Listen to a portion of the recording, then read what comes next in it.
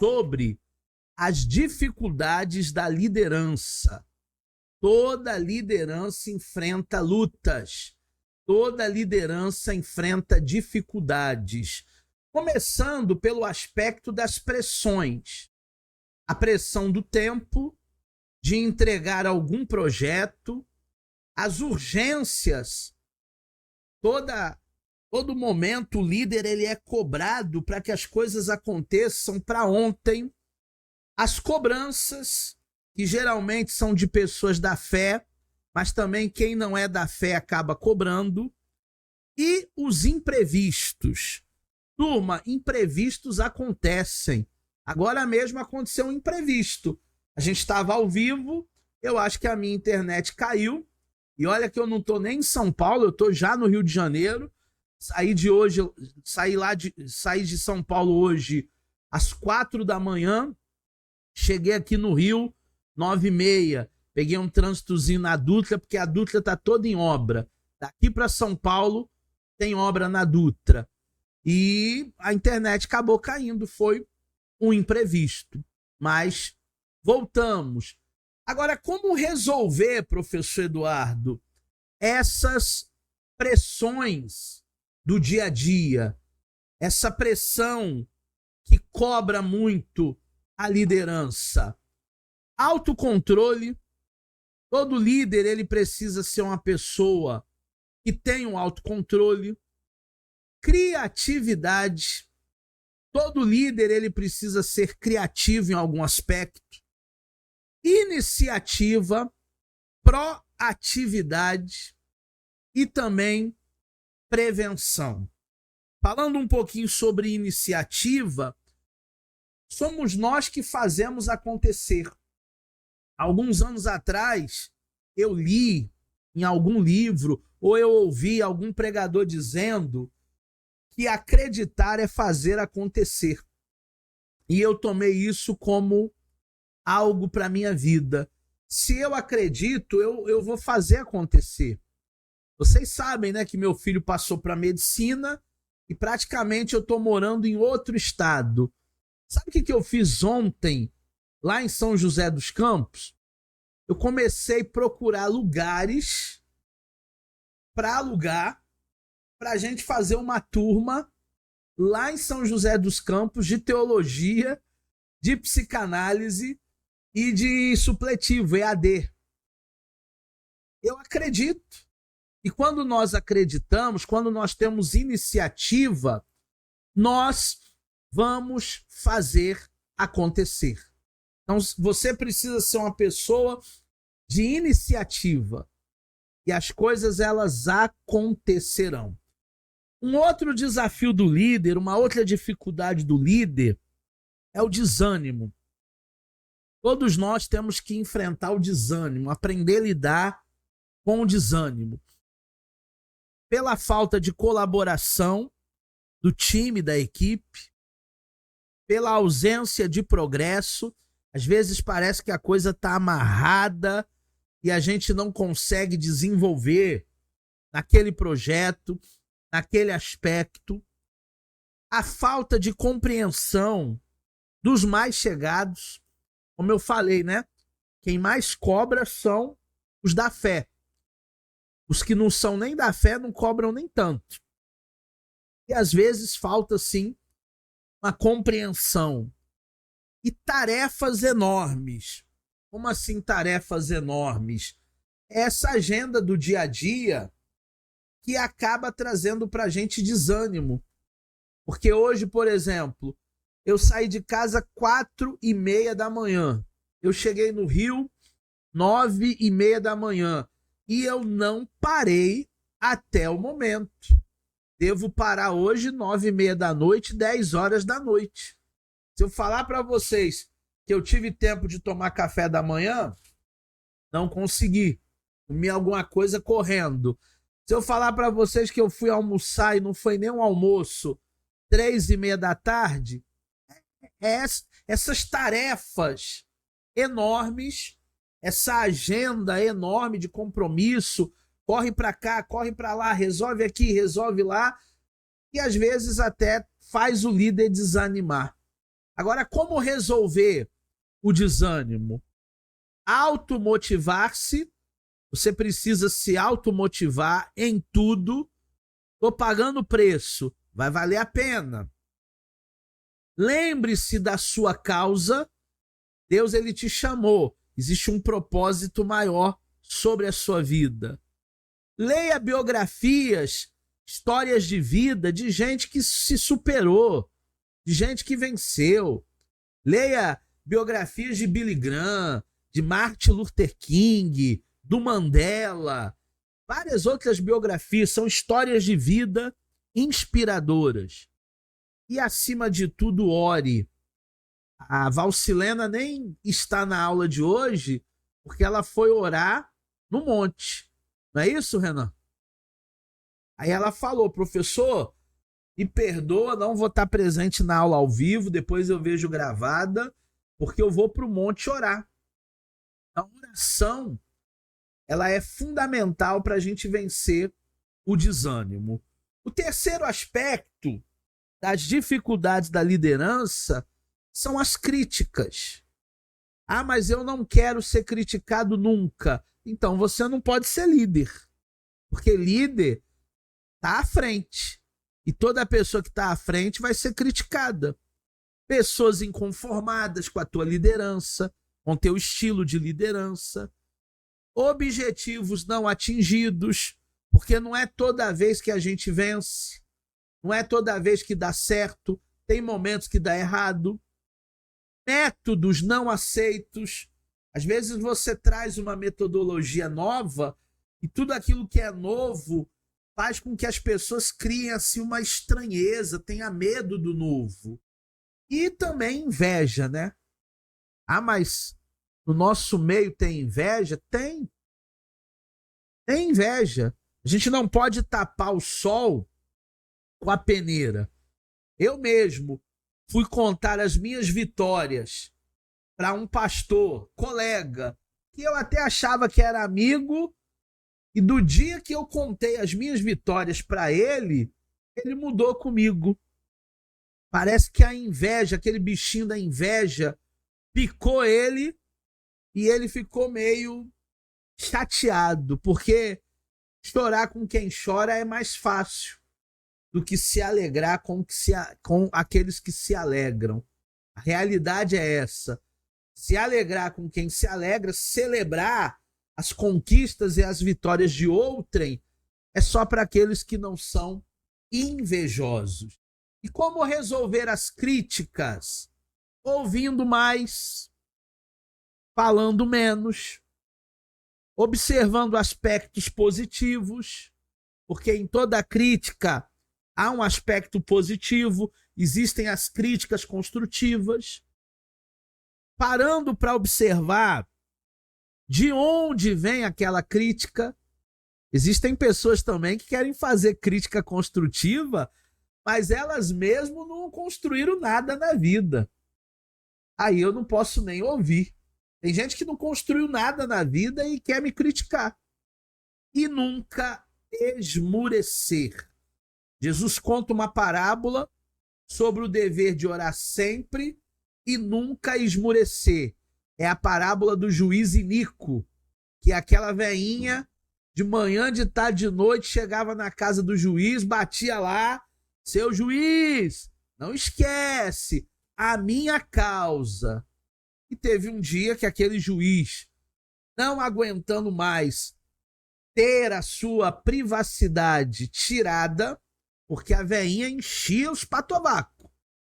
Mesmo ele sendo injusto, mesmo ele sendo infiel, ele fez justiça, porque ela não esmureceu, ela não desanimou. A outra dificuldade dos líderes são os fracassos. Ah, mas eu ouvi alguém dizendo que é só vitória, só vitória, só vitória, só vitória. Não é só vitória. Nós acumulamos também algumas agruras, nós acumulamos também alguns fracassos pelo nosso planejamento incorreto como líderes, por objetivos irreais, coisas inalcançáveis, por métodos que a gente acabou aplicando, mas eram métodos inadequados, ainda não estava no time, ainda não era o momento, e por pessoas incapazes da nossa equipe. Lembrando que o sucesso é representado por 71% do esforço da liderança, e só 29% é o teu time. Então também não é tudo que você tem que responsabilizar as pessoas. Ah, fracassamos, a culpa é deles. Não, a culpa é minha. 71% sou eu, 29% é eles. E como superar os fracassos? Como vencer? Primeiro, não tendo medo, encara, mete o pé na porta e vai. Se a gente ficar com muito medo e esperar o dia de amanhã nunca chega. Arrisque. Evite o termo fracasso. É uma palavra que a gente deveria até riscar do nosso vocabulário, fracasso. Porque na vida a gente não perde. Ou a gente ganha ou a gente aprende. Aprende com os erros e ganha quando celebramos vitórias. Então perder a gente não perde. Aprendizado. Eu falei ontem com uma pessoa que queria fazer aula online com a turma do avançado, mas essa pessoa estava atemorizada. Ai, eu acho que eu não vou conseguir fazer aula online, eu tenho muito receio, eu tenho muito medo, eu acho que não vai dar certo a aula, a minha casa é humilde, as pessoas vão ver minha casa humilde. E alguém está olhando para a tua casa humilde? O pessoal quer o conteúdo, o pessoal quer a aula. Então as pessoas, elas não arriscam, elas têm muito medo. E isso é um limitador. Medo, ele é escravizador. Uma outra dificuldade de líder, solidão. Todo líder sofre da chamada solitude. Por quê? Porque um líder, ele tem uma visão à frente do seu tempo. E muitas vezes as pessoas que estão contigo não estão enxergando. Porque as pessoas que estão contigo apenas têm vistas. Visão é além do horizonte. Oposição aos planos. A gente enfrenta, quando tem muita visão, a resistência. Muita gente vai dizer assim, não mexe com isso não vai dar certo. Necessidade de ficar só. O líder, ele precisa do ócio criativo. Ele precisa dessa necessidade de estar sozinho, na sua solitude. E por último, ingratidão, né? A ingratidão, ela fere. Os líderes estão machucados. Eu atendo líderes quase que há mais de 10 anos, fazendo mentorias. E 99% dos líderes que eu atendo, a reclamação é a mesma: ingratidão. Agora, como superar a solidão? Como resolver? É parte do preço, não tem como fugir. Solitude é você estar bem consigo mesmo. Às vezes você está numa casa cheia de gente, mas você se sente sozinho. A solitude não é isso. A solitude pode não haver ninguém na tua casa, mas você está completo. O ócio criativo que nós precisamos ter. Terra cansada não produz, como já diz o apóstolo Joel Pereira. Terra cansada não produz. Goste de você. Se apaixone por você. Olha para o espelho e diga, ê, lindão. Ah, mas e se ninguém me achar lindão? Aí é com quem não acha você lindão. Mas você precisa se amar. Você precisa se admirar. Você precisa gostar de você. Afinal, você é o melhor de Deus. Deus te fez desse jeitinho aí para que você valorize tudo aquilo que Deus te deu. Ah, mas eu não gosto da minha aparência. Então melhore tua aparência. Ah, mas eu tô acima do peso. Então vá para academia, perca peso. Ah, mas Eu sou uma pessoa que não gosta do meu nariz, não gosta do meu cabelo. Você tem que aprender a gostar de você, você tem que aprender a se amar. Vamos falar agora, é o nosso segundo tema dessa nossa aula 3, sobre autoridade e responsabilidade. Na opinião de vocês, essas duas coisas estão ligadas? O que vocês acham? Abre o microfone aí e fala. Autoridade está ligada à responsabilidade? O que vocês acham? Quem quer falar? Abre o microfone aí e fala. Pode participar. Ouvindo? Estou te ouvindo, Malta. Boa noite a todos. Bom, uma coisa, né, puxa a outra. Porque a autoridade, ela tem que ter autoridade se a pessoa não busca responsabilidade para si próprio e venha posteriormente cobrar também essa responsabilidade aos demais.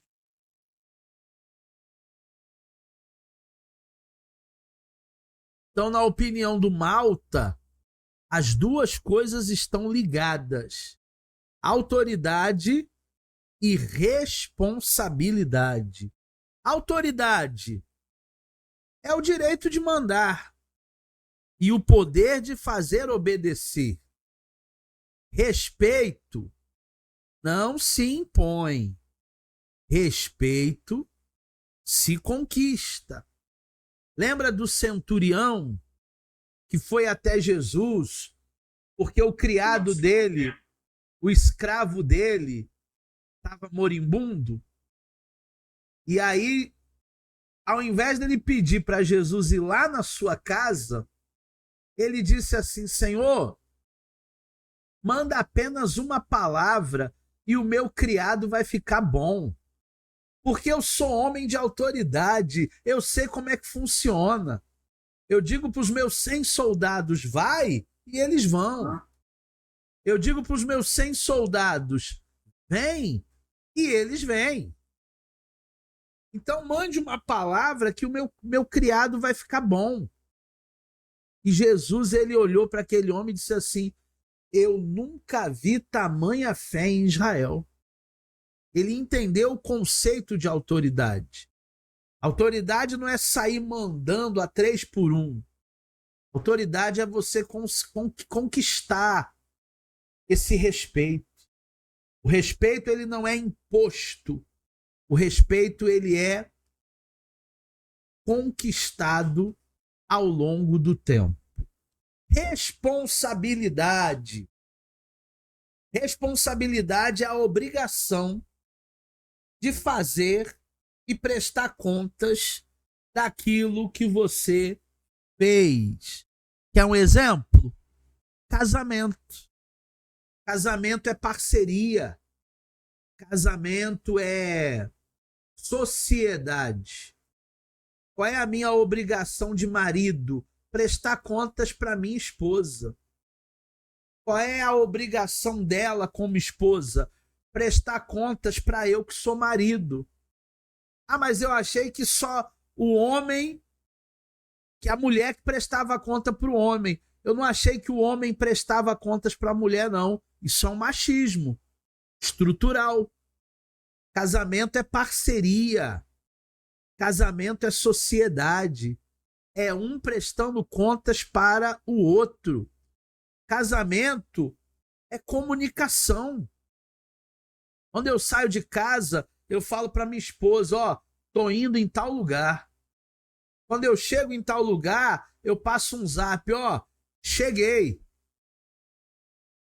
Ah, mas é para ela vigiar a sua vida? Não, é responsabilidade.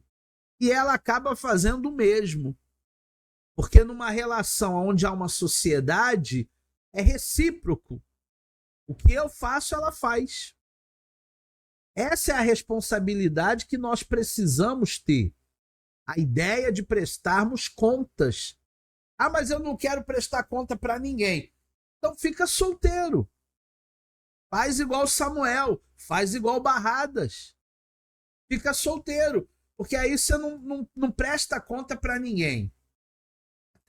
Dentro do casamento, né? Dentro do contexto casamento. E se você trabalha num determinado lugar, você vai prestar contas nesse determinado lugar para a tua equipe, os teus superiores. Você mora num condomínio, tem lá a prestação de contas. Falando de prestar contas no contexto casamento. Divisão de tarefas é o princípio fundamental da organização. Eu queria que vocês analisassem, se você tem a sua Bíblia aí perto, os versículos 2 e os versículos 5 de Gálatas, capítulo 6, capítulo meia dúzia. Tem aí a sua Bíblia perto?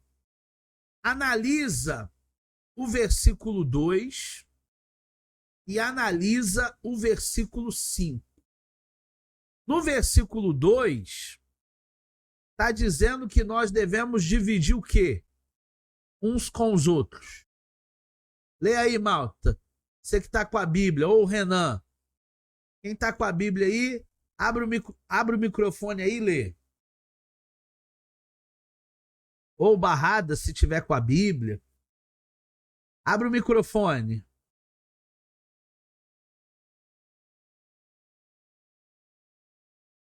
Quem vai abrir, quem vai ler? Gálatas 6, 2 e 5. Quem achar, pode ler. O primeiro que achar aí, destrava o microfone.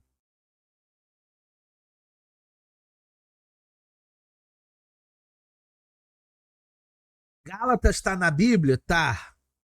É uma das cartas paulinas. Aí. Capítulo 6, versículo 2. Pode ler. Abre o microfone e lê.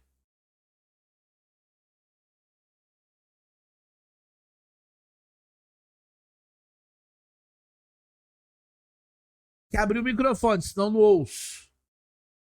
Pode ser o Barradas, pode ser o Renan. Vai, Renan.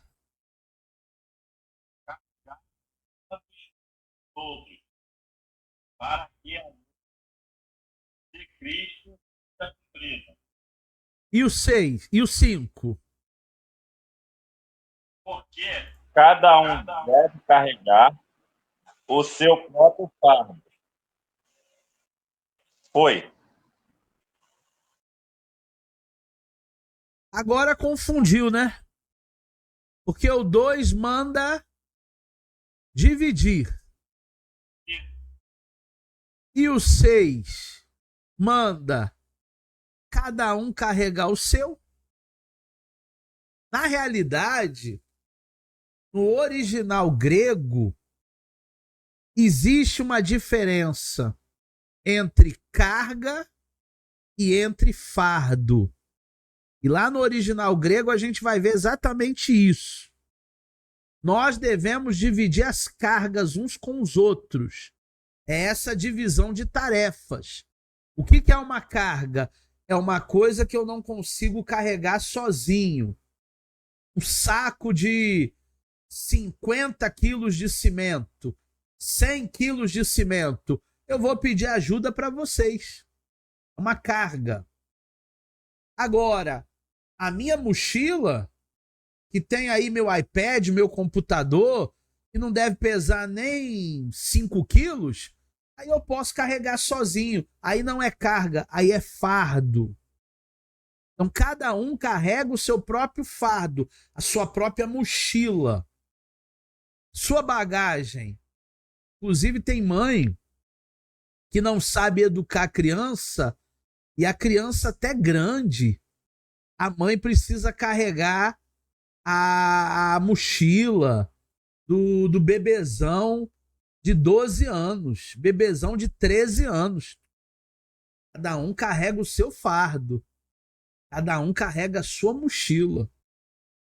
É educação, é responsabilidade. Agora, se for uma carga muito pesada, se eu for lá no mercado e fizer uma compra grande e não tiver conseguindo carregar todas as sacolas sozinho, aí eu peço pro Paulo Malta me ajudar. Me dá uma mão aqui, Malta. Aí eu peço pro Renan me ajudar, pro Samuel, pro Jurandir. Eu peço pro pastor João me ajudar. Eu peço pro Barradas me ajudar. Aí é uma carga. É algo que eu não consigo fazer sozinho. Deu para entender? Sim? Não? Não deixa de colocar o nome completo lá no chat, que é a nossa chamada, tá?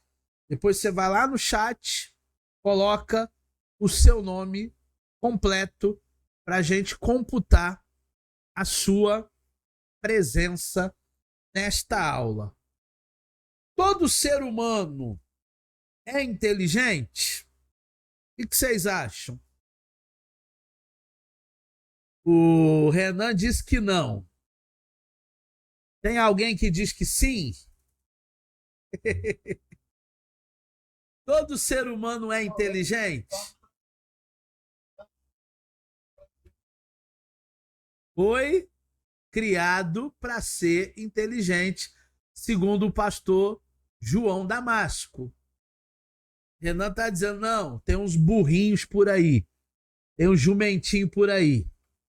Gente, existem pelo menos 8 tipos de inteligência. Segundo o teórico Howard Gardner, o Gardner vai dizer que existem 8 tipos de inteligência. Talvez essa inteligência que você tem não seja a minha. E talvez essa inteligência que eu tenho não seja a sua. Mas cada um tem a sua inteligência. Eu gosto muito daquele gibi do Chico Bento, da Turma da Mônica, aonde o Chico Bento foi convidado para ir para a cidade grande e o Chico Bento não sabia pegar ônibus, não sabia pagar no bilhete único, no Rio Card, não sabia acessar a internet. E aí as pessoas da cidade grande começaram a chamar o Chico Bento de burro. Ah, você é muito burro, você não sabe fazer as coisas aqui na cidade grande igual a gente faz. Ah, você é um burrinho. E aí ele disse assim, ah é? Então eu vou levar vocês lá para o sítio. Eu vou levar vocês lá para a roça. E eu quero ver se vocês se viram bem lá na roça. E o pessoal da cidade grande foi e não sabia tirar leite da vaca, e não sabia fazer o queijo, fazer a manteiga. E aí o Chico Bento disse, ó, vocês são inteligentes lá, mas aqui vocês não são inteligentes. Mas por que isso? Porque existem vários tipos de inteligência. São 8. A primeira é a visual ou espacial. Tem a ver com produção gráfica, tem a ver com imagens. É a área do Samuel aí. Samuel que vive com a câmera na mão, trabalha com mídia, trabalha com arte, trabalha com marketing. É a área do Samuel, é a inteligência do Samuel. Segunda, a inteligência verbolinguística. Analisar informações, produzir trabalhos que são envolvidos na linguagem. Tem muita gente que escreve muito bem. Sabia que escrever é uma arte? Não é fácil escrever um livro. Eu estava vendo um anúncio na internet ontem, eu até ri e comentei com a minha esposa. Alguém estava dizendo que tem uma inteligência artificial que você fala para ela uma ideia e ela escreve um livro. Aí estava mandando pagar uma taxa lá, não sei se era R$100 ou R$1.000, produza o seu primeiro livro com a inteligência artificial. Gente, se eu der a ideia, mas quem escrever é a IA, o livro não é meu, o livro é da IA. Então não adianta eu querer rotular algo como uma produção minha se foi a inteligência artificial que fez. Escrever é uma inteligência verbolinguística. Terceira, lógico-matemática. Tem gente que é muito bom de matemática, desenvolve cálculos, resolve equações, problemas. Eu estava conversando com o meu filho mais novo, Gabriel, que está fazendo medicina. Aí eu fui buscá-lo ontem na faculdade, eram umas 3, 4 horas da tarde. Aí eu falei para Gabriel assim, Gabriel, tá gostando dessa segunda semana de aula? Era o que você estava esperando? E aí ele disse para mim assim, pai, é muito difícil, tem muito cálculo. Quando a gente vai estudar bioquímica, é muita matemática, é muito cálculo. E todo o início é mais difícil, né? É um desafio que nós vamos ter que superar. Não tem jeito. Tudo que é novo são desafios que nós teremos que superar. A quarta inteligência é a inteligência musical. Tem gente que consegue produzir músicas, distinguir sons, tem até o ouvido absoluto, que o cara tá cantando lá na vizinhança e ele sabe, ó, isso aí é dó menor aumentada. São os diferentes tipos de som que a pessoa consegue distinguir. Isso também é uma inteligência. A quinta, interpessoal. Reconhecer e entender os sentimentos e as motivações e as intenções de outras pessoas. Ah, eu queria ter essa inteligência, turma, para reconhecer quando alguém está sendo falso comigo. Eu queria ter essa inteligência, turma, interpessoal, para saber quando alguém faz toda uma cena, uma encenação de seu amigo que vai estar com você até debaixo d'água e depois esses são os primeiros a te trair. Lembra de Judas? Jesus disse, ó, tem um aqui que vai me trair. Lembra de Pedro? Jesus disse para ele, Pedrão, Pedrão, antes que o galo cante, você me negará 3 vezes. Intrapessoal, diferente da inter, tá? Conhecer a si mesmo, conhecer os seus sentimentos, conhecer os seus desejos e a sua personalidade. Sabia que o ser humano não se enxerga? Sabia que o pior cego é aquele que não quer ver? O filósofo já dizia, conhece-te a ti mesmo. Nós precisamos ter essa inteligência intrapessoal para olharmos para dentro de nós. Eu estava falando com a turma da psicanálise na quarta-feira, na aula online, sobre psicose, perversão e neurose. Eu disse para eles que eles precisam buscar o autoconhecimento. Quando a gente busca o autoconhecimento, a gente supera muito trauma, muita dor, muita coisa que aconteceu conosco lá no passado. Penúltima inteligência, naturalista. Identificar e distinguir os diferentes tipos de planta, de animais e de fenômenos da natureza. Tem gente que conhece até o vento. Ó, esse vento aí é um vento mais quentinho, é um sudoeste, é um noroeste, vai chover. Isso é uma inteligência. O pessoal da meteorologia, o pessoal da botânica, o pessoal da veterinária, o pessoal que gosta de plantas, da fauna, da flora, essa inteligência aqui, naturalista, da natureza. E a última, a corporal e sinestésica. coordenar e utilizar o seu próprio corpo para criar e resolver problema. Quem tem essa inteligência? O Messi, Cristiano Ronaldo, o Neymar. Só não conseguiu o Neymar no último jogo com o Corinthians, né? E no último jogo com o Corinthians foi 2-1 Corinthians. No último jogo, o Memphis Depay arrebentou. Mas é a inteligência corporal, turma.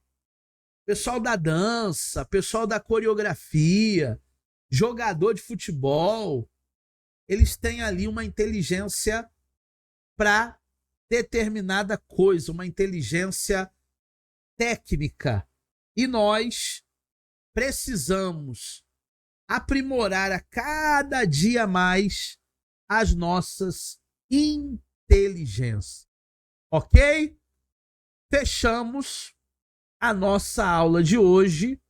Aqui estão as minhas redes, tanto no meu Instagram, como no meu YouTube, tem que voltar a gravar lá vídeo, Facebook, LinkedIn, e-mail para você tirar dúvidas.